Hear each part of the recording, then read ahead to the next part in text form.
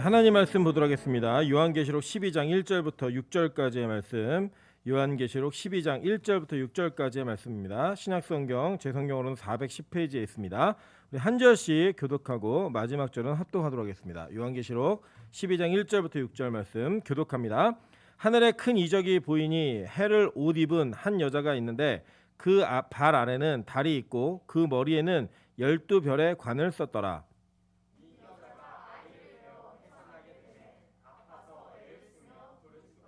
하늘에 또 다른 이적이 보이니 보라, 한 큰 붉은 용이 있어 머리가 7이요 뿔이 10이라. 그 여러 머리에 7 왕관이 있는데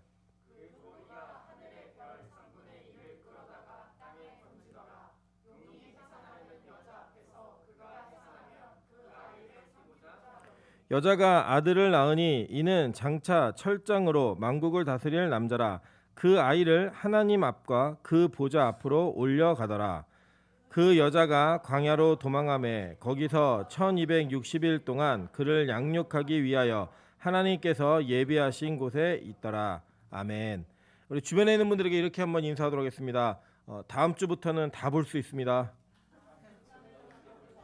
네, 다음 주부터는 다 볼 수 있습니다. 하나의 은혜 가운데 우리 그 위드 코로나로 이제 가면서 예배 회복이 좀 있었으면 좋겠습니다. 그래서 우리 이따가도 광고를 드리겠지만 우리 11월 달에는 우리가 함께 모여 예배할 수 있는 은혜가 있을 거라고 믿고 있습니다. 네, 오늘은 요한계시록 50번째 강의입니다. 12장 1절부터 6절까지의 말씀을 가지고 여자의 후손이라는 제목으로 하나님 말씀 증거하도록 하겠습니다.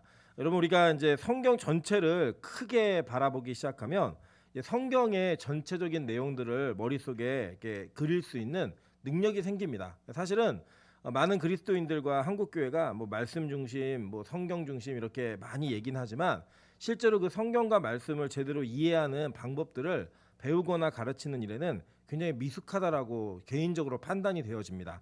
왜냐하면 뭐 제가 미숙했기 때문에 그런 것 같아요. 그래서 나름대로 이제 성경에 대한 열심과 그 성경을 좀 잘 가르치고 싶다라는 그 열망 속에서 성경을 굉장히 많이 이제 연구하면서 성경을 보는 눈이 그래도 조금은 생긴 것 같아요.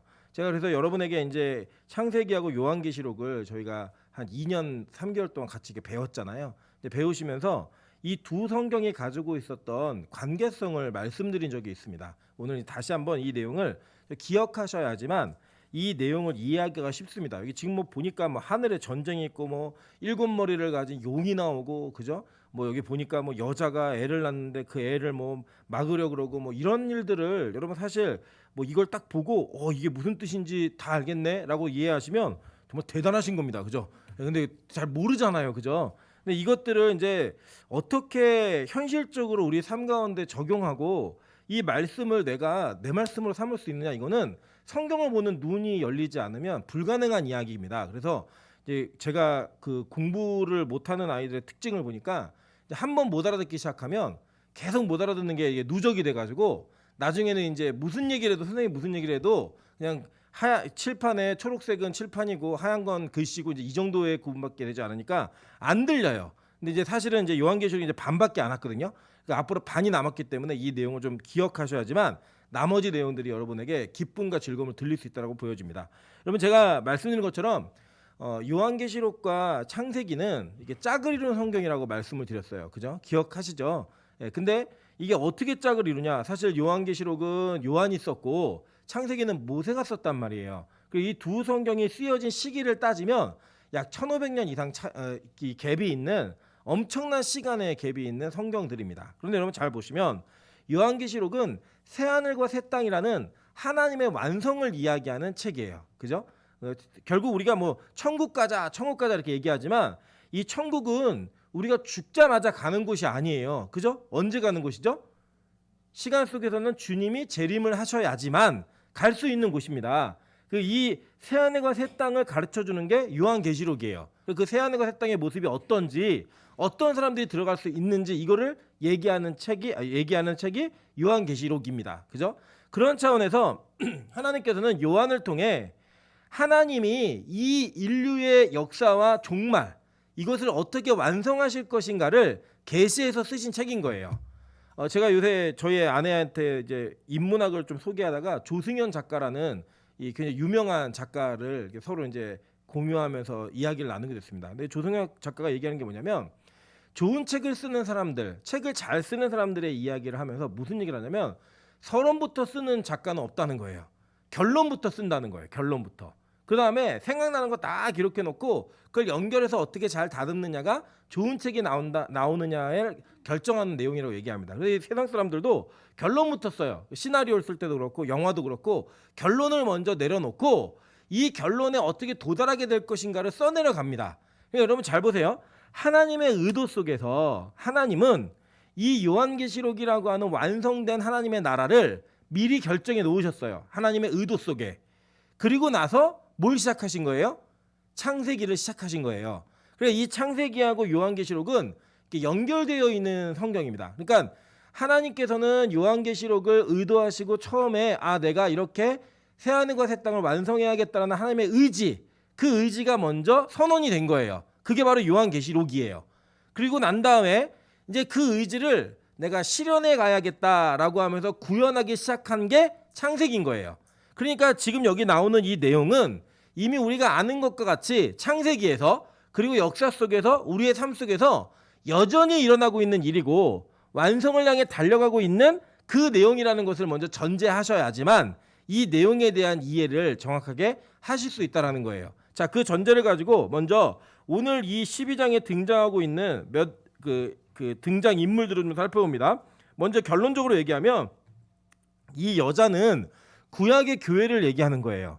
이제 제가 왜 결론을 먼저 말씀드리냐면 결론 없이 이걸 듣다 보면 잘 이해가 안 되실 수 있어요. 그리고 오늘은 성경을 되게 많이 찾을 거예요.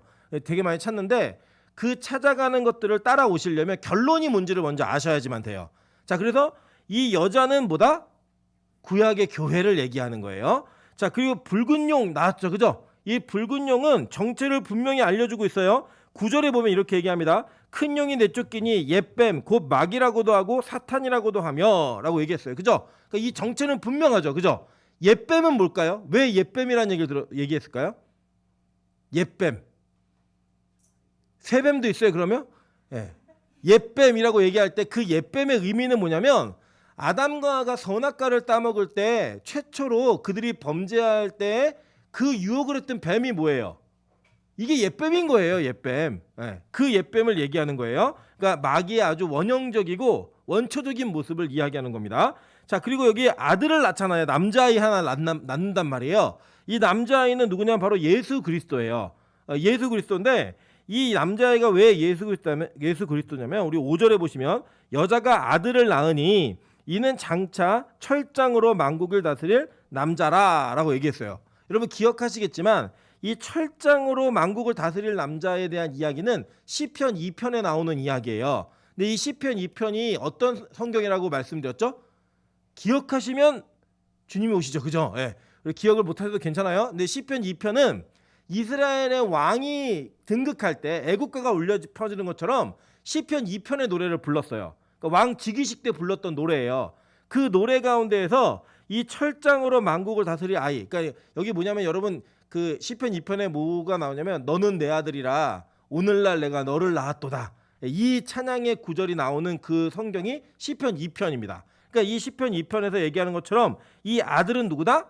예수 그리스도를 얘기하는 거예요. 이게 결론입니다. 오늘 설교에 이 결론을 가지고 이 내용들을 한 가지 풀어가면서 이게 로만 카톨릭, 이게 캐톨릭은 지금 이 여자를 마리아라고 얘기하거든요. 그게 왜 맞지 않는가? 그리고 그 마리아라고 얘기했을 때에 우리는 어떻게 그것을 해석해야 되는가? 이런 내용들을 통하여서 우리가 어떻게 구원받은 존재이고 어떤 존재인지를 살펴보는 시간을 가질 거예요. 그 내용들을 먼저 머릿속에 두시고 출발합니다. 자, 먼저 성경에서 이 여자가 누구인가라고 하는 질문에 우린 답을 해줘야겠죠, 그죠? 자, 이 여자에 대한 단서는 먼저 창세기 3장 15절에 나옵니다. 내가 너를 여자와 원수가 되게 하고 내 후손도 여자의 후손과 원수가 되게 하리니 여자의 후손은 내 머리를 상하게 할 것이요 너는 그의 발꿈치를 상하게 할 것이니라 하시고 라고 얘기해요. 이것을 신학적으로 원시복음이라고 얘기해요. 복음의 제 첫 번째 형태다라고 얘기를 하는데 이 복음의 형태 속에서 나오는 선언 속에 뭐가 나오고 있냐면 여자의 후손과 뱀의 후손의 전쟁을 얘기하고 있어요. 그죠? 자, 여기서 이 뱀의 후손은 누구의 후손인지 정확하죠? 옛뱀의 후손인 거예요. 그죠? 그리고 이 여자는 누구였어요? 하와였잖아요. 하와.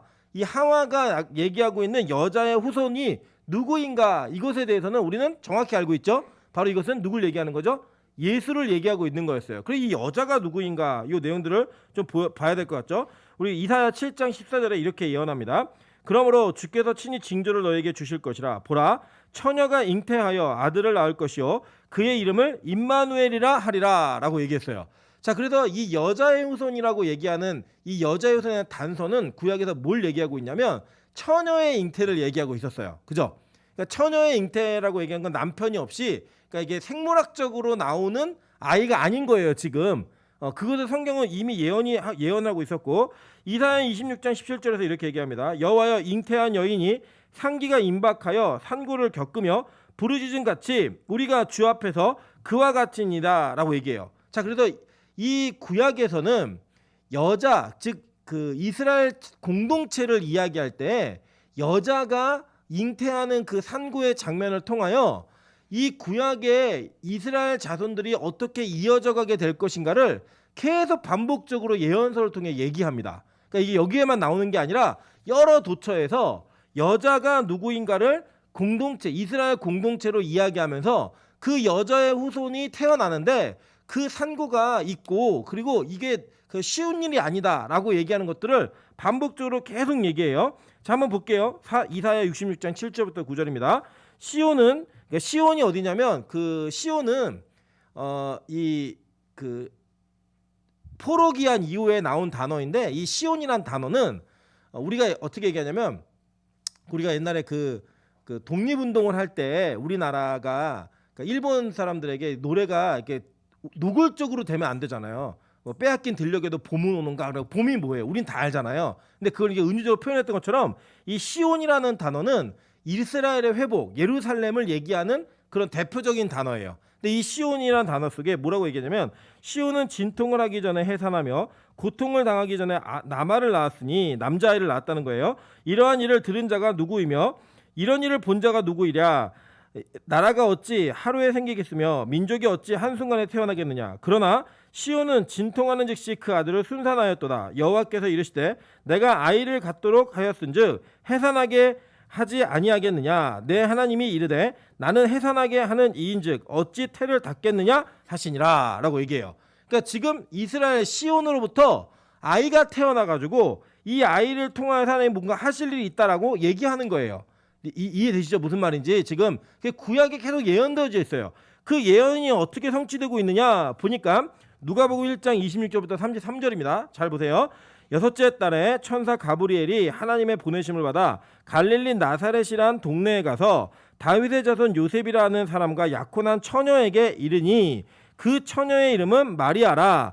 그에게 들어가 이르되 은혜를 받은 자여 평안할지어다. 주께서 너와 함께 하시도다 하니, 처녀가 그 말을 듣고 놀라 이런 인사가 어찌함인가 생각하며 천사가 이르되 마리아여 무서워하지 말라. 내가 하나님께 은혜를 입었느니라. 보라, 내가 잉태하여 아들을 낳으리니 그 이름을 예수라 하라. 그가 큰 자가 되고 지극히 높으신 이의 아들이라 일컬어질 것이요 주 하나님께서 그 조상 다윗의 왕위를 그에게 주시리니 영원히 야곱의 집을 왕으로 다스리실 것이며 그 나라가 무궁하리라 라고 얘기해요. 자, 우리는 이제 보통 여러분이 예수님의 탄생에 대한 이야기는 아주 쉽게 접하십니다. 그죠? 왜냐하면 그 크리스마스에 성국도 많이 하고 그때 이제 많이 다뤄지잖아요. 근데 여기 나오는 단어들을 보니까 지금 처녀란 이야기가 계속 반복되고 있죠. 그죠?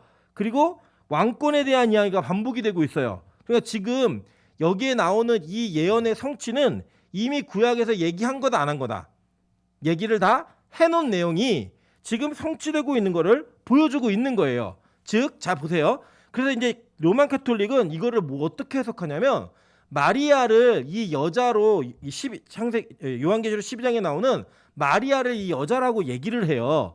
문자적으로 그냥 딱 이해를 하는 거죠. 근데 이게 안 맞아요. 사실은 마리아라고 얘기를 하면. 그래서 이 사람들이 어떻게 뭘 교리를 만들어내냐면, 마리아가 그 예수님을 잉태하고 선교하러 갔다. 1260일 동안 이렇게 역사에도 없고 성경적으로 증명도 되지 않는 말들을 꾸며내 가지고 성모 마리아가 이 그 예수를 낳은 여인을 지칭하는 것처럼 이렇게 얘기를 합니다. 근데 사실은 그거 아니에요. 그 확인되지도 않고요. 뒤에 틀려요. 왜냐하면 1260일을 보낸 거는 애를 낳고 난 다음에 광야로 간 거잖아요. 그죠?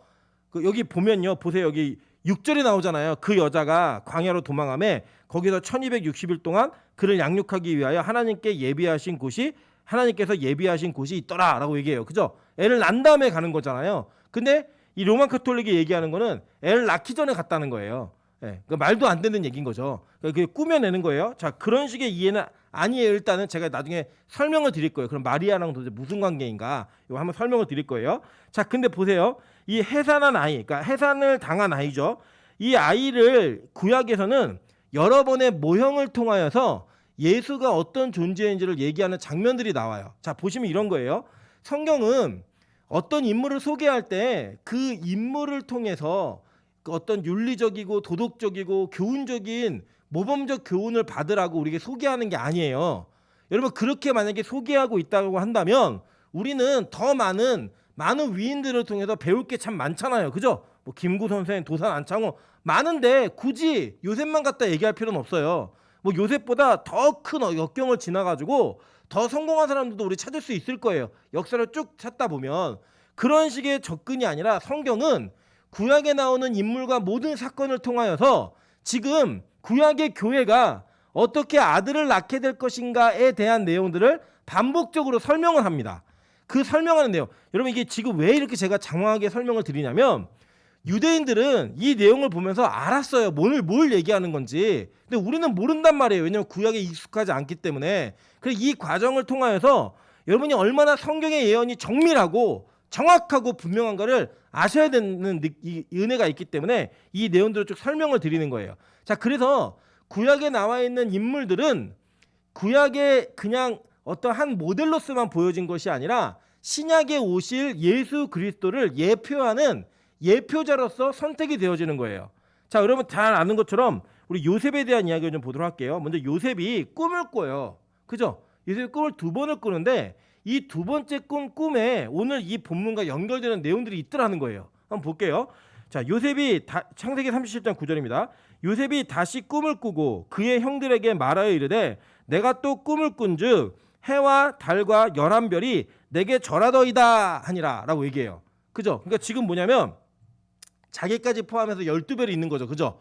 12별이 있고 해와 달이 있었어요. 근데 이 해와 달과 12별이 다 자기에게 절을 하는 꿈을 꾼 거예요. 자, 근데 오늘 본문을 좀 보실게요. 1절에 보시면 하늘에 큰 이적이 보이니 해를 옷 입은 한 여자가 있는데 그 아래에는 그 발 안에는 뭐가 있어요? 달이 있고 그 머리에는 12별의 관을 썼더라 라고 얘기해요. 그죠? 지금 여기에 해와 달과 별들이 막 등장하고 있어요. 그죠? 이게 뭘 지금 얘기하는 거냐면 지금 이 요셉이 가지고 있었던 모형, 즉 상징성에는 지금 신약에서 얘기하고 있는 요한계시록 12장에 말하고 있는 해, 달, 별의 모든 요소가 다 포함되어져서 지금 나오고 있는 거예요. 등장하고 있는 거예요. 그러니까 하나님은 이미 요한계시록의 완성된 그림을 하나님의 의도 속에 그려놓으시고 창세기를 이어가시면서 예표로 등장한 요셉에게 꿈을 꾸게 하셨는데 그 꿈 중에 하나가 뭐였다? 해, 달, 12별의 꿈인 거예요. 자, 이해되셨죠? 무슨 말인지. 그러니까 요셉은 예수를 예표하고 있고 그 예표되어진 예수가 어떻게 오게 될 것인가를 얘기할 때 요 내용들을 이해하는 거예요. 이거 잘 따라오고 계시죠? 예, 자, 그 내용들을 보면서 우리 창세기의 유다에 대한 내용도 보도록 할게요. 자, 창세기 49장 8절부터 10절입니다. 유다야, 너는 내 형제의 찬송이 될지라. 내 손이 내 원수의 목을 잡을 것이요 내 아버지의 아들들이 내 앞에 절하리로다. 유다는 사자새끼로다. 내 아들아, 너는 움킨 것을 찢고 올라갔도다. 그가 엎드리고 웅크림이 수사자 같고 암사자 같으니 누가 그를 범할 수 있으랴. 규가 유다를 떠나지 아니하며 통치자의 지팡이가 그 발 사이에서 떠나지 아니하기를 실로가 오시기까지 이르리니 그에게 모든 백성이 복종하리로다 라고 얘기합니다. 자, 여기 보니까 지금 구약에 있는 인물들은 예수 자체는 아니에요. 실제 예수가 아니었다고요. 그러니까 이 예표가 요셉만 돼야 돼요? 아니면 딴 사람도 될 수 있어요?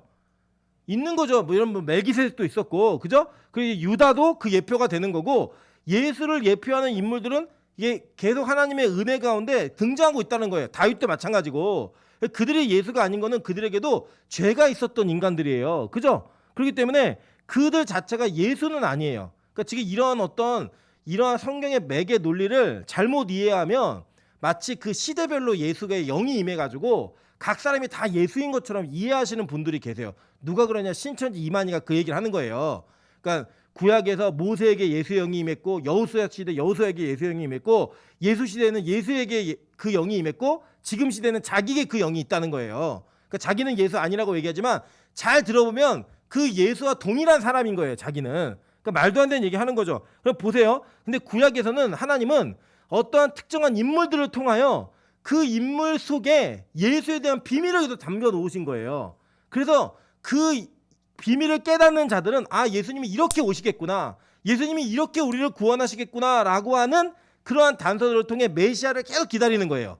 그 기다리다가 진짜 메시아가 오셨을 때 그분을 알아본 사람들이 제자들이었고 그 메시아를 믿고 따르는 사람들이 저와 여러분인 거예요. 이해되시죠? 무슨 말인지. 이게 바로 구약이 우리에게 주고 있는 의미라고요. 그래서 이 유다를 예언할 때 유다에게 뭘 예언하고 있냐면 내 아버지의 아들들이 내 앞에 절하리로다 라고 얘기해요. 요셉이 꿨던 꿈하고 똑같죠? 그죠? 그 내용과 똑같고, 그리고 뒤에 보니까 규가 유다를 떠나지 아니하며 통치자의 지팡이가 그 발 사이에서 떠나지 아니하기를 이렇게 얘기했어요. 그죠? 왕권이 누구에게 있다는 거예요? 유다에게 있다라고 얘기하는 거죠, 지금. 그러니까 지금 이 내용들을 보면 구약에 예언되어진, 그리고 신약의 요한계시록에서 태어날 해산되어지는 그 아이가 어떤 아이인지를 계속 누누이 구약은 설명해 왔다라는 거예요. 계속 볼게요. 사무엘하 7장 12절부터 16절입니다.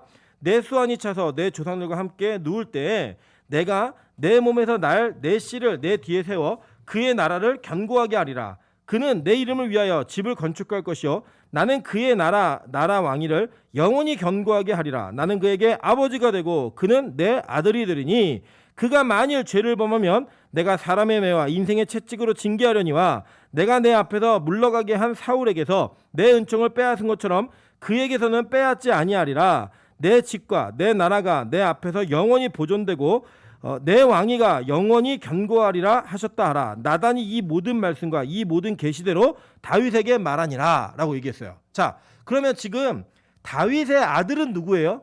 이 왕위를 이어가고 이 그 하나님의 약속과 언약을 이어갈 아들이 누구였어요? 솔로몬. 이 솔로몬의 이름은 샬롬이라는 이름으로부터 나온 거예요. 그러니까 그 이름 자체가 뜻하는 건 뭐냐면 평화예요. 평화. 그러니까 평화의 아들을 통해서 이 일을 이뤄가시겠다라고 하는 그 예언이 나단을 통해 누구에게 주어졌죠? 다윗에게 주어진 거예요. 여러분 잘 아시는 바처럼 다윗은 이 유대인들에게는 지금 뭐 여러분 이스라엘 국기가 있잖아요. 그 국기에 보면 파란색 줄무늬가 있고 가운데 파란색 별이 하나 있잖아요. 그 별이 다윗의 별이에요. 그 다윗의 별을 얘기하는 것처럼 이전에도 없었고 이후에도 없는 예수 그리스도를 예표하는 왕인데 아직도 그들은 다윗과 같은 왕을 기다리는 거예요. 예수를 메시아로 인정 안 하니까. 근데 그 다윗에게 주신 하나님의 계시가 뭐였냐면 샬롬을 내가 너에게 주어서 그 샬롬으로 하여금 이 모든 일들을 이루어가게 하겠다. 그래서 실제로 성전을 누가 지어요? 솔로몬이 짓잖아요. 샬롬이 짓는 거예요. 샬롬이. 이 다윗이 그 성전을 못 짓는 이유가 뭐였냐면 내 손에 피를 많이 묻혔다라고 얘기했지만 실제로는 샬롬의 시대가 오지 않았다예요. 아직. 그래서 그 샬롬의 시대가 왔을 때 짓겠다라고 하는 후손으로 이어지는 것을 통하여 왕위가 견고하게 되고 하나님의 성이 온전히 완성될 것이다 라고 하는 예언이 누구에게 주어졌다고요? 다윗에게 주어졌다는 거예요. 그 다윗은 이것을 기초로 하여서 계속 지금 찬송을 짓는 거예요. 계시를. 그리고 여기 중간에 보면 나오잖아요. 나는 그에게 아버지가 되고 그는 내게 아들이 되리니 라는 계시를 나단에게 받았어요. 그래서 그가 시편 2편을 짓는 거예요. 너는 내 아들이라 오늘날 내가 너를 낳았도다. 이렇게 이어지는 거예요. 그런 맥락 속에서 계속 볼게요. 시편 89편 36절부터 37절입니다. 그의 후손이 장구하고 그의 왕위는 해같이 내 앞에 항상 있으며 또 궁창의 확실한 증인인 달같이 영원히 견고하게 되리라 하셨도다 라고 얘기해요. 자, 그러니까 지금 이 12장 1절에 나와 있는 해를 옷 입은 한 여자, 그 발 아래는 달이 있고 그 머리에는 12별의 관을 썼더라 라고 하는 이 요한이 봤던 이미지, 환상, 계시가 지금 구약에 나타나 있는 하나님이 정하신 여자와 그 여자의 후손으로 이어지는 언약적 관계를 설명하는 모든 설명의 모델 가운데 나오는 이야기들이었던 거예요. 여러분 이걸 어떻게 이해하시면 돼요? 이런 겁니다. 자, 예를 들어 이런 거예요. 우리나라 사람들이 갑자기 꿈에서 귀신을 보면 무슨 귀신을 보죠? 보통은 소복을 입고, 그죠? 머리를 길게 풀어 헤치고 입술은 까맣고 피를 흘리거나 눈이 이렇게 까마거나 이런 보통 귀신을 봅니다. 맞죠? 그러면 서양인들은 귀신을 보면 어떤 귀신을 볼까요? 드라큘라, 그죠? 정장 입고, 그죠? 빨간 이거 뭐라 그러죠 이거? 그 옷 나비 넥타이 끼고 하여간 뭐 있잖아요. 공연이나 이럴 때 입는 옷, 그런 옷 입고 그런 귀신을 보든지, 아니면 사신이라 그래서 이렇게 후드티 뒤집어 쓰고 얼굴 해골에다가 긴 낫 들고 있는 이런 귀신을 봐요. 그게 이제 뭐냐면 하나님이 누군가에게 하나님의 은혜 가운데 무언가를 깨닫게 보여주시기 위해서 그 사람이 경험했던 문화, 자라온 환경 속에 있는 그 이미지들을 활용하셔서 그 사람에게 뭔가를 보여주신다는 거예요. 예를 들면 우리도 여기 동화 형제 앉아있지만 동화 형제가 가위 눌렸을 때 예수님 봤다 그랬잖아요. 그래서 제가 물었어요. 예수님이 이제 어떻게 알았니? 그랬더니 일어나서 네이버를 검색해 봤다는 거예요. 근데 그 검색해 본 예수님이 진짜 예수님일까요? 이미지가? 여러분 보통 예수님 이미지 파란 눈동자에 눈 훅 들어가고 머리 막 길른 이런 분이잖아요. 그죠? 머리 좀 메고 다닐 그런 분이 아니에요. 예수님은 원래 예수님은 그거는 그 중세 유럽에서 그려낸 갈리아인들의 문화예요. 유대인들은 그렇게 머리를 기르지 않아요. 그러니까 이제 이런 내용들을 보면 하나님이 그 사람을 깨닫게 하기 위해서 뭔가를 이미지를 활용하셔서 보여주시는데, 그 보여주시는 이미지가 지금 이게 누구에게 보여진 거냐면 요한에게 보여진 거예요. 근데 요한은 구약을 일반적으로는 외우는 사람이에요. 그러니까 모세오경은 외워요. 12살 이전에 다.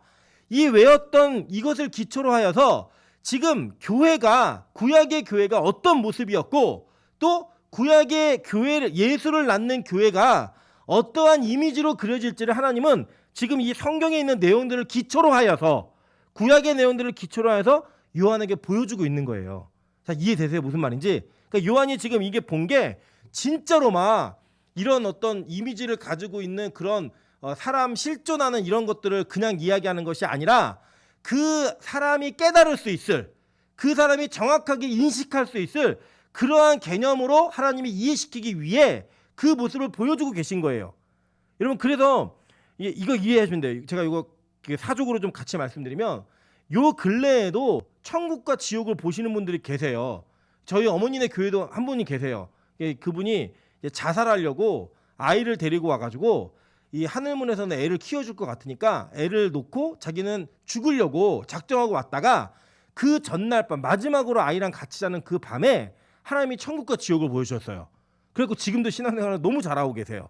지금도 그것 때문에. 근데 그분이 봤던 천국이 있고 여러 사람들이 간증하면서 보는 천국의 내용들이 있다고요. 그게 여러분 같아요, 틀려요? 다 다르잖아요. 조금씩 다 달라요. 그것이 행복하고 좋은 곳이라는 공통적인데, 행복하고 좋은 이미지가 다 다르더라는 거예요. 그 다른 이미지가 왜 다른가? 그 사람이 알 수 있게 보여주시는 거예요. 그 사람이 체험하고 느낄 수 있게 보여주시는 거예요. 그 천국이 가면 꼭 그렇게 생겼냐? 아니에요. 천국은 만약에 굳이 진짜 천국의 모습에 제일 가까운 건 뭐냐? 그럼 성경이 말하는 거예요. 이해되시죠? 무슨 말인지? 그러니까 그렇게 하나님은 우리에게 어떤 이미지를 통하여서 깨달을 수 있을 내용을 보여주시는데, 지금 구약의 교회를 이 여자가 해를 옷 입고 달을 발 아래 두고 12별이 있는 관을 쓴 것으로 이해시키고 있다는 거예요. 딱 보면 아는 거예요. 우리도 예를 들어서 여러분 꿈에 어떤 남자가 거북이를 들고 막 걸어다녀요. 그럼 이 사람은 뭐로 인식하겠어요? 긴 칼과 함께 거북이를 들고 다닌다. 꿈에 나 누구 봤다 얘기하실 거예요. 이순신 봤다라고 얘기하겠죠. 그죠? 그거 누구만 알아요. 일본 사람이 그런 꿈을 꿨다. 그 사람 모르잖아요. 그죠? 우리가 해석해 주는 거죠. 그 이순신이야. 이렇게 해석해 주는 것처럼 지금 유대인들만 알 수 있고 볼 수 있는 이미지를 지금 성경 우리에게 그냥 소개하다 보니까 우리는 어려워 보여요. 이 내용이. 여러분, 해를 옷 입었다. 이게 무슨 의미예요? 달을 발 아래 뒀다. 12별이 있는 관을 썼다. 너무 화려하지 않아요? 이상하잖아요. 근데 그 이미지가 뭔지 유대인들은 다 아는 거예요. 아, 이거 누구를 얘기하고 있고 무엇을 말하고 있구나. 그거를 우리는 잘 모르니까 이렇게 배워가는 거예요. 자, 그래서 실제로 미가서 5장 2절부터 6절에 보면요, 이 예언이 그대로 나온 걸 봅니다. 베들레헴 에브라다야. 이게 에브라다는 뭐냐면 베들레헴 옆에 있는 아주 작은 도시였어요. 작은 성읍이에요. 베들레헴 에브라다야, 너는 유다 족속 중에 작을지라도 이스라엘을 다스릴 자가 내게서 나올 것이라. 그의 근본은 상고에 영원히 있느니라. 그러므로 여인이 해산하기까지 그들을 붙여두시겠고 그 후에는 그의 형제 가운데 남은 자가 이스라엘 자손에게로 돌아오리니 그가 여호와의 능력과 그의 하나님 여호와의 이름의 위엄을 의지하고 서서 목축하니 그들이 거주할 것이라. 이제 그가 창대하여 땅끝까지 미치리라. 이 사람은 평강이 될 것이라. 아수르 사람이 우리 땅에 들어와서 우리 궁들을 밟을 때에는 우리가 7 목자와 8 군왕을 일으켜 그를 치리니 그들이 칼로 아수르 땅을 황폐하게 하며 니므롯 땅 어기를 황폐하게 하리라. 아수르 사람이 우리 땅에 들어와서 우리 지경을 밟을 때에는 그가 우리를 그에게서 건져내리라라고 얘기하면서 지금 베들레헴에서 태어날 것도 예언하고 있고, 이 아이가, 그리고 이 태어난 사람이 뭘 한대요? 우리를 칼의 위험과 이 전쟁의 위험과 이 세상의 어려움으로부터 어떻게 한다는 거예요? 건져내겠다라고 하는 예언이 성경에 명확하게 기록되어 있다는 거예요. 그래가지고 스데반이 설교를 하면서 이 사도행전에서 구약의 이 교회를 뭐라고 얘기하나 한번 보도록 할게요. 사도행전 7장 38절입니다. 시내산에서 말하였던 그 천사와 우리 조상들과 함께 광야 교회에 있었고 라고 얘기해요. 그죠? 광야가 교회래요. 광야에는 누가 있었어요? 출애굽한 이스라엘 백성들. 그리고 그 이스라엘 백성들을 굳이 구분하자면 몇 지파예요? 12지파. 그 12지파가 뭐다? 교회다라고 얘기하는 거예요, 지금. 그러니까 여러분 보세요. 요셉, 유다 다 포함해가지고 이 12별을 머리에 쓴 여자, 이 여자는 뭘 얘기하는 거예요? 그러니까 구약의 교회를 얘기하고 있는 거예요. 구약의 교회를 얘기하고 있는데 이 여자가 후손을 낳는데요. 그 후손이 우리를 구원하는 일을 한대요. 그죠? 그러면 이 여자는 누구라고 얘기했어요 아까? 구약의 교회. 구약의 교회가 아들을 낳는데 그 아들이 누구다? 예수다. 이걸 얘기하고 있는 거예요. 그러니까 지금 이 요한계시록 12장은 구약의 역사가 어떻게 진행되어서 성취되었는가를 보여주는 거예요. 그러니까 구약의 교회가 예수를 낳는 거예요. 그래서 계속 싸움이 뭐냐면 마귀는 이 여자의 후손의 씨를 말리기 위해서 계속 공격하는 거예요.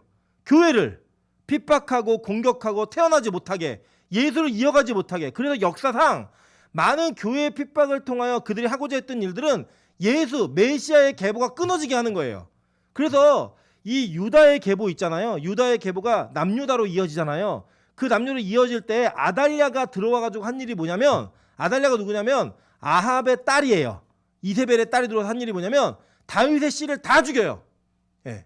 그때 유일하게 그 요아스가 보호를 받아서 살게 되는 거예요. 그 일이 바로 뱀의 후손들이 여자의 후손을 공격하는 형태인 거예요. 그게 언제도 있었어요? 핍박 때에도 계속 있었던 거예요. 여러분, 세상이 교회를 말살하고 교회를 무너뜨리려고 하는 시도는요 계속 있는 거예요. 이 시대에도 다음 시대에도.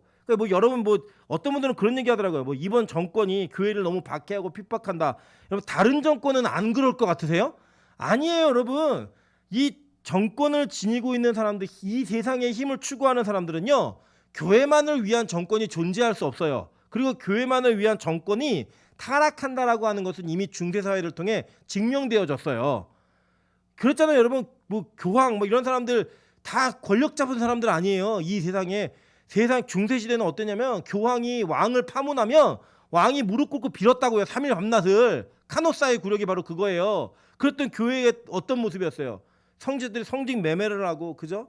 막 간음을 해서 애를 낳고, 그래서 생긴 게 고아원이에요. 그런 식의 타락들이 이루어진 걸 볼 때 교회는 세상과 함께 가면서 세상의 권력을 지닐 수가 없어요. 그러니까 교회가 우리 교회에 정치인이 몇 명 있다, 법관이 몇 명 있다, 판사, 변호사, 의사가 몇 명 있다, 이거 자랑하는 게 미친 교회예요. 교회가 어떤 교회인지를 모르는 거예요. 사명이 뭔지를.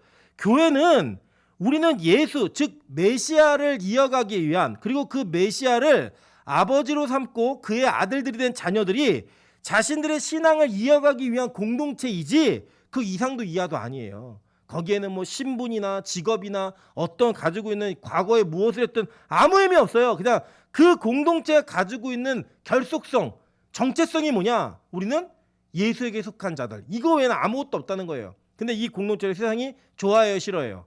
싫어한다고요. 진짜 교회가 교회다 하면 싫어해요. 세상이 교회를 핍박하는 걸요, 이상하게 생각하지 마세요. 그냥 당연한 거예요. 그 교회는 누구도 속해 있다? 저와 여러분도 속해 있는 거예요. 우리가 세상으로부터 자꾸 핍박당하고 무언가 교회를 섬기고 예배하는 일 때문에 어려움을 당하고 힘듦이 있고 이런 모든 거는요, 지극히 당연한 일이에요. 지극히.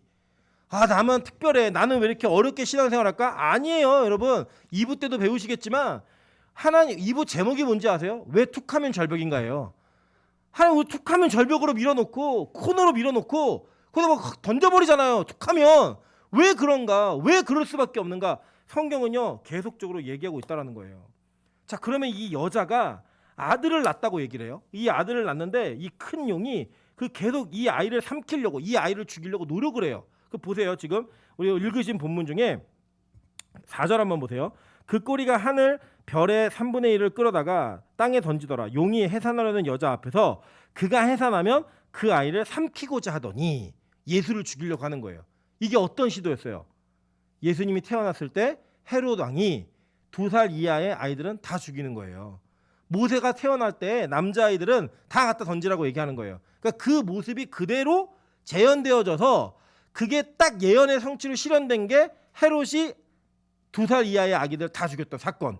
그 사건으로 이어지는 거예요. 지금도 이 사건은 있다 없다? 있는 거죠. 여러분이 이 땅을 사는 예수 그리스도에 속한 주의 자녀들이에요. 닮아가는 자녀라고요. 그 확장되어진 예수, 작은 예수로 살고 있는 여러분을 세상은 죽이려고 해요, 살리려고 해요? 죽이려고 한다고요. 그 모습이 우리 안에 당연하게 있는 거예요. 당연하게. 근데 오늘 사실 6절까지 읽었지만 사실 오늘은 그 1, 2절의 좀 내용을 가지고 이제 마무리를 하려고 해요. 잘 보시면 이제 이 내용이에요. 여기에서 잘 들으세요. 이 여자하고 아이가 태어나는 이 관계성이 있어요. 자, 여자는 누구라고 했죠? 구약의 교회, 그죠? 그러면 아이는 예수 그리스도라는 결론이 있었잖아요. 이 아이가 태어나는데 이 태어나는 관계성 속에 이 아이의 어머니에 대한, 그러니까 여자죠. 여자에 대한 설명을 성경은 아주 직접적으로 하고 있어요. 그런 의미에서 마리아가 의미가 있어요. 그 내용들 한번 좀 보도록 할게요. 자, 창세기 4장 1절에 보겠습니다. 아담이 그의 아내 하와와 동침하매 하와가 임신하여 가인을 낳고 이르되 내가 여호와로 말미암아 득남하였다 하니라 라고 얘기해요. 자, 지금 여기 최초의 교회, 그럼 누구예요? 최초의 교회 아담과 하와예요. 그래서 여러분 에베소서에서 남편과 아내의 관계성을 얘기하면서 이것이 그리스도와 교회 사이의 비밀이다라고 얘기하잖아요. 그러니까 최초의 교회였던 하와가 창세기 3장 15절에 네 후손이 뱀의 후손을 멸할 거다라고 하는, 대가리를 박살낼 거다는 그 예언의 말씀을 듣고 그가 기다렸던 게 뭐냐면 빨리 애 낳아서 뱀에게 복수해야지, 이거였어요. 그래서 원래 이 본문의 성경 원어는 뭐라고 얘기하냐면 내가 여호와를 낳았다예요. 말미암아 득남하였다가 없어요. 원래는 내가 여호와를 낳았다예요. 그 히브리어 원어 성경은. 그러니까 지금 이 하와는 밤낮 꿈꾸는 게 뭐예요? 여자의 후손, 내 후손 낳아가지고 뱀 대가리 박살내야지, 이거예요. 그러니까 구약의 교회는 하와 때부터 뭘 기다렸느냐? 빨리 예언되어진 여자의 후손이 나오기를 기다렸던 거예요. 그죠? 그런데 그 여자는 어떤 존재였어요? 죄를 범한 존재, 무너진 존재였다고요. 완전히 박살난 존재였다고요. 그 존재가 기다리는 것이 뭐였냐면 여자의 후손이 빨리 왔으면 좋겠다 해요. 그래서 가인을 낳았을 때 와, 내가 여호와 메시아를 낳았다, 이거예요. 근데 그게 됐어요, 안 됐어요? 안 됐다고요. 왜냐? 하나님 때가 아니었으니까. 그러나 구약의 교회는 이 시도를 계속했어요. 왜냐하면 이 시도를 통해서만 자신들이 구원받을 것을 알았기 때문에. 그 시도를 통해서 구약의 교회가 했던 일이 뭐냐면 나는 메시아를 낳아야지, 메시아를 반드시 오는 걸 봐야지, 이게 그들의 꿈이었어요. 그게 메시아 사상이에요. 내 구원을 이루어야지. 실제로 예수님이 이 땅에 오셔가지고 자신이 어떤 일을 했는지를, 그리고 내가 어떤 일을 할 것인지를 얘기하실 때 이렇게 표현하십니다. 요한복음 16장 20절부터 21절이에요. 내가 진실로 진실로 너에게 이르노니 너희는 곡하고 애통하겠으나 세상은 기뻐하리라. 이게 뭐냐, 십자가의 죽음을 얘기하는 거죠. 자, 그런데 그 뒤에 볼게요. 너희는 근심하겠으나 너희의 근심이 도리어 기쁨이 되리라. 이건 부활을 얘기하는 거예요. 죽으신가 부활을 얘기하는데, 자 보세요. 여자가 해산하게 되면 그때가 이르렀으므로 근심하나 아기를 낳으면 세상에 사람 난 기쁨으로 말미암아 그 고통을 다시 기억하지 아니하느니라라고 얘기하면서 예수님께서 자신의 죽으심과 부활되심을 이야기하셨는데 자기를 어떻게 표현했어요? 태어나는 아기로 표현했다고요. 그죠? 12제자에게 즉 얘기하시는 장면이에요. 즉 12제자 가르치시는 장면이에요, 이게. 근데 자기를 태어나는 아기로 표현하면서 내가 태어남을 통하여서 근심이 된다. 낳기 전까지는. 근데 낳고 나면 그 아이가 기쁨이 된다는 거예요. 이해되죠? 무슨 말인지. 그러니까 지금 이 예수님은 자신을 교회를 통해 태어난 아기로 얘기하셨다고요. 복음을 지켜오고 그렇게 기다렸던 구약의 교회가 내가 메시아를 낳아야지 이렇게 기대했던 것을 실현해주는, 성취되어지는 자신 실제를 태어나는 아기로 얘기하시면서 이 예언이 성취되었다는 것을 선언하시는 거예요. 이게 이해되시죠? 네, 그렇게 이해하고 있는 거예요. 그래서 계속 보세요. 시편 2편 7절부터 9절. 이게 시편 2편이에요. 내가 여호와의 명령을 전하노라. 여호와께서 내게 이르시되 너는 내 아들이라. 오늘 내가 너를 낳았도다. 내게 구하라. 내가 이방 나라를 내 유업으로 주리니 내 소유가 땅 끝까지 이르리로다. 내가 철장으로 그들을 깨뜨리며 질그릇같이 부수리라 하시도다. 라고 얘기해요. 자, 오늘 이 장면이 오늘 5절에 나오죠. 여자가 아들을 낳으니 이 아이는 장차 그 철장으로 만국을 다스릴 남자라 라고 얘기한 거예요. 그러니까 구약에 이런 철장으로 이방을 나라를 질그릇처럼 깨뜨려 다스릴 그 아들이 나올 것이다라는 예언을 누가 했어요? 다윗이 했다고요. 그리고 그들의 왕이 즉위식마다 계속 선언한 거예요.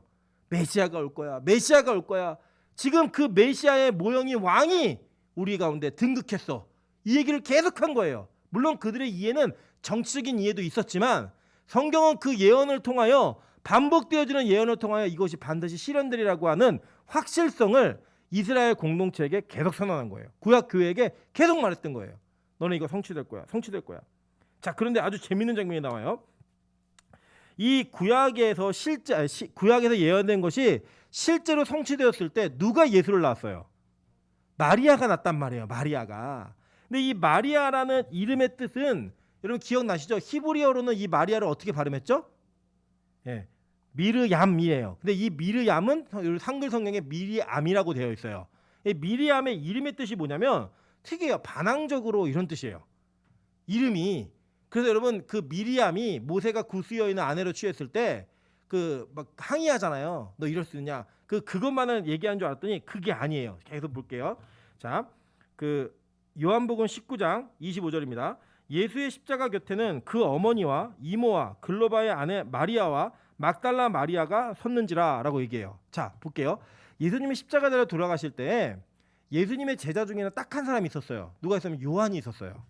그리고 그 주변에 많은 예수를 따르는 무리가 있었죠. 물론 12제자 중에 11제자는 다 도망갔어요. 한 명은 죽고 10명은 도망갔고 하나는 예수님 그 밑에서 십자가 밑에서 내가 예수님 내려오시면은 내가 제일 그 높은 자리에 앉아야지 이런 거예요. 그러니까 이게 뭔가 양다리가 아니면 갈 수 없는 자리였어요. 그 자리가 거기 있었다고요. 그런데 수많은 예수를 따르는 무리가 있었을 거 아니에요. 그 중에 성경은 이상하게 마리아라는 이름만 기록해놨어요. 보니까 여기 그죠? 보니까 여기 누구예요? 어머니 이름이 뭐예요? 마리아. 그죠? 이모 글로바의 아내 누구? 마리아. 막달라? 마리아. 이게 막달라 뭐냐면 동네 이름이에요. 그러니까 우리 뭐 안성댁 이렇게 얘기한 것처럼 마리아는 굉장히 유행하는 이름이었어요. 우리 뭐 예를 들면 버스에서 우리 교회도 있죠. 뭐 김민정 그럼 다 보잖아요. 한 사람씩 꼭 있어요. 버스마다 지하철 한 칸마다 다 있는 이름이라고요. 다 있는 이름. 그런 이름처럼 이 예수님 시대에 마리아 그럼 모든 여자들 다 보니까 동네 이름 앞에다 붙인 거예요. 안성댁 이렇게 얘기하는 것처럼 막달라 마리아 그럼 막달라 출신의 마리아. 근데 많은 여인들 중에 누구 이름만 기록해놨다고요? 마리아라는 이름만 기록해놓은 거예요. 계속 볼게요. 마태복음 27장 55절부터 56절입니다. 예수를 섬기며 갈릴리에서부터 따라온 많은 여자가 거기 있어 멀리서 바라보고 있으니 그중에 막달라 마리아와 또 야고보와 요셉의 어머니 마리아와 세베대의 아들들의 어머니도 있더라라고 얘기를 해요. 자, 여기 보니까 많은 여자가 멀리서 바라보고 있었는데 여자의 이름을 기록해 놓은 이름 중에 여자 이름은 누구 이름만 기록해 놨어요? 마리아 이름만 기록해 놨단 말이에요, 지금. 자, 근데 이 마리아라는 이름의 뜻은요, 아주 재밌어요. 제가 도표를 하나 넣어놨는데 이 도표를 한번 보여주세요. 히브리어로는 이 미리암이라고 얘기하는 이게 미리암이고, 이것이 이제 영어로는 이제 그 여러분 아시는 메리, 마리 있잖아요. 그게 영어 이름이에요. 그리고 이게 이 신약으로 넘어와서 헬라어식으로 발음하면 이게 마리아인 거예요. 근데 이게 왜 그러냐면 한글 성경을 이렇게 음역을 하다 보니까 이게 일관성 있게 번역이 안 됐어요. 똑같은 이름이에요, 사실은. 똑같은 이름인데 히브리어로 이거는 이제 이게 메리라는 뜻인데 같은 단어예요. 이게 뭐냐면 반역, 반항적인 이런 거예요. 근데 이게 어원이 뭐냐면 어원이 마라라는 단어예요. 마라라는. 그럼 마라라는 단어 들어보신 적 있으시죠? 자, 이 단어를 볼게요. 출애굽기 15장 22절부터 25절입니다. 모세가 홍해에서 이스라엘을 인도하며 그들이 나와서 수르 광야로 들어가 거기서 사흘 길을 걸었으나 물을 얻지 못하고 마라에 이르렀으니 그곳 물이 써서 마시지 못하겠으므로 그 이름을 뭐라고 했다고요? 마라라고 하였더라. 그러니까 마라탕 아니에요? 예. 마라라고 하였더라라고 할 때 이 마라의 뜻은 논쟁하다, 반역하다, 완고하다, 불순종하다, 쓰다, 불쾌하다 이런 뜻이에요. 물이 너무 써가지고 이것 때문에 반항하고 불평하고 이런 모든 게 다 나오는 그 정도의 이름을 얘기할 때 마라라고 얘기해요. 이게 이 마라의 쓴물이 어떻게 해결됐죠? 계속 읽어볼게요. 백성이 모세를 원망하여 이르되 우리가 무엇을 마실까 하며 모세가 여호와께 부르짖었더니 여호와께서 그에게 한 나무를 가리키시니 그가 물에 던지니 물이 달게 되었더라 라고 얘기해요. 나무가 던져짐으로 말미암아 이 쓴물이 어떻게 됐어요? 단물로 바뀌어져서 먹는 물이 됐다고요. 실제로 구약에서 이 마라라는 이름을 쓴 여자가 있었어요. 그게 누구였죠? 나오미.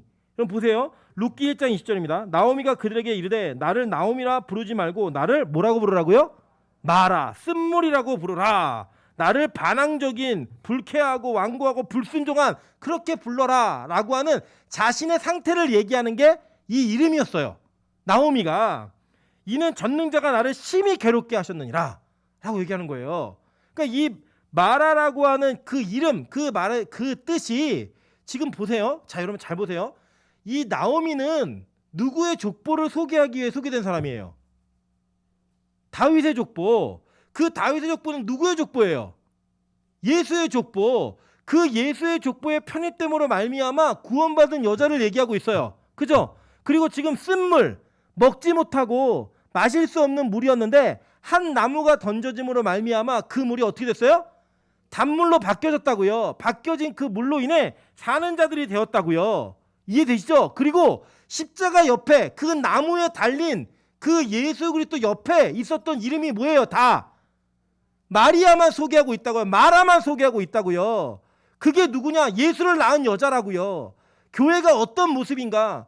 뭐 구약의 교회가 예수를 낳기 위해 열심히 막 복음을 지키고 이랬던 게 아니라 어떤 인간들이었어요? 쓴물, 반항적이고 깨어지고 부서지고 그들의 인생이 불평과 불만으로 가득 찼던 그 인생을 통하여 하나님께서 예수의 족보를 이어오셨다고요.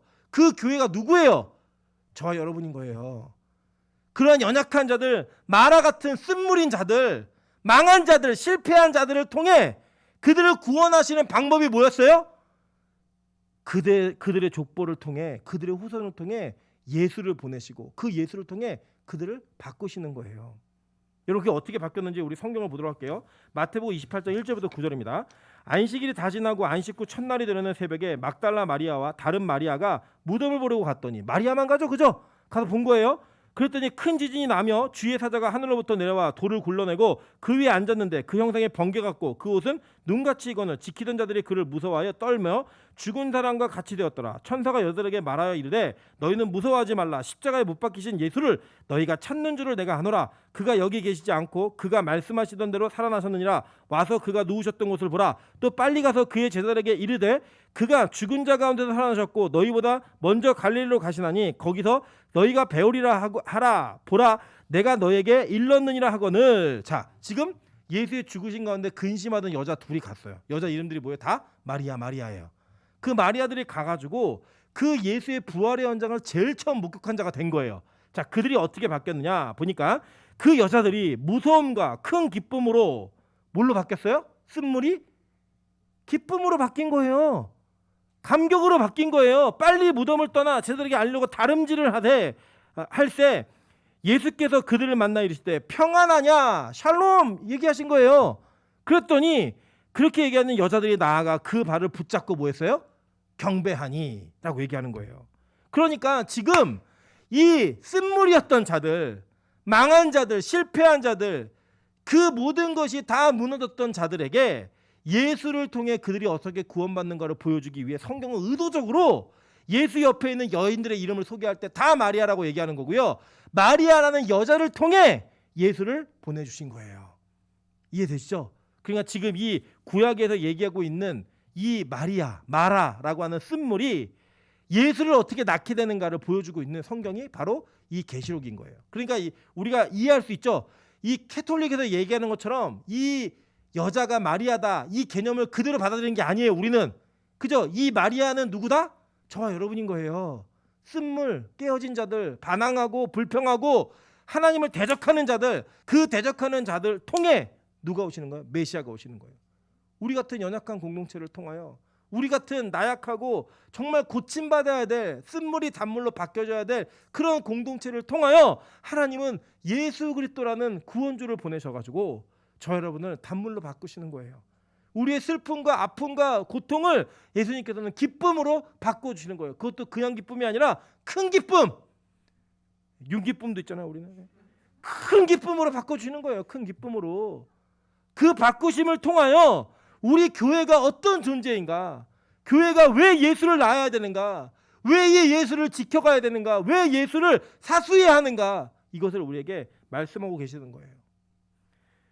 이사야 9장 1절부터 7절에 이 내용이 다 예언되어져 있습니다. 볼게요. 전에 고통받던 자들이 고통받던 자들에게는 흑암이 없으리로다.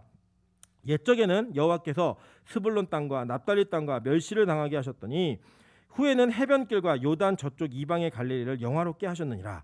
흑암에 행하던 백성이 큰 빛을 보고 사망의 그늘진 땅에 거주하던 자들에게 빛이 비치도다.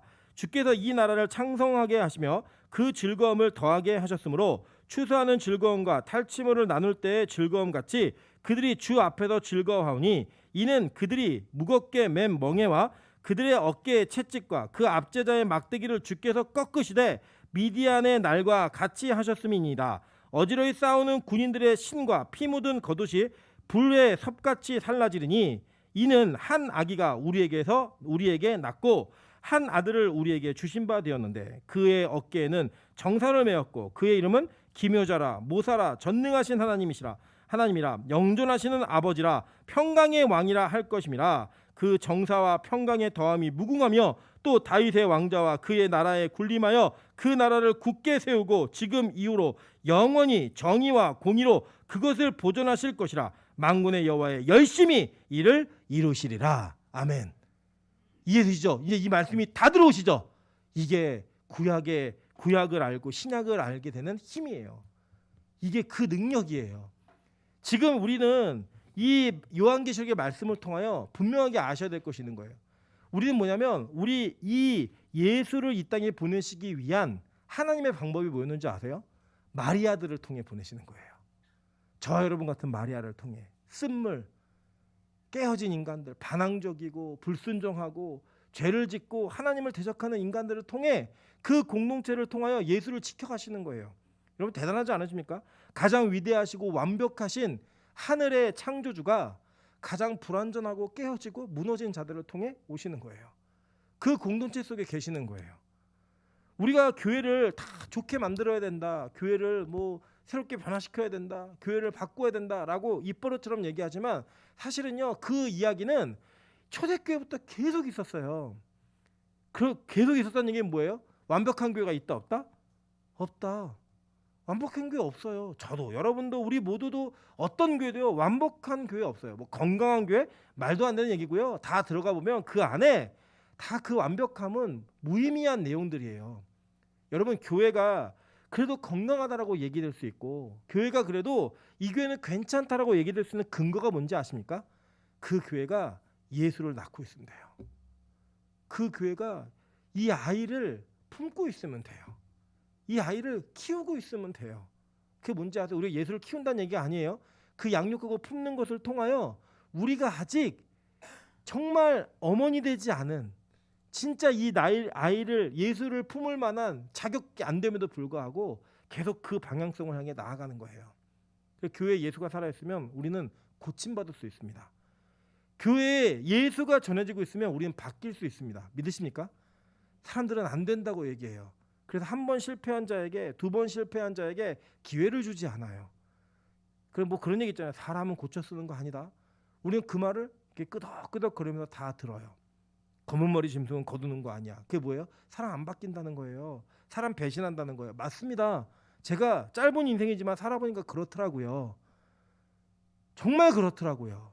그런데요, 그러한 공동체를 통해, 그러한 인간들을 통해 하나님은 지금도 예수를 지켜가고 계세요. 지금도 그 예수를 이어가고 계신 거예요. 여러분, 저는 이 복음이 우리 교회에 있기를 소망합니다. 저와 여러분에게 있기를 소망합니다. 왜냐? 우리 다 마리아거든요. 우리 다 말하거든요. 우리 다 쓴물이거든요. 그 쓴물이 우리가 변화되는 그날까지 이 걸음을 포기하지 않고 걸을 수 있는 저와 여러분 되시기를 주님의 이름으로 축원합니다.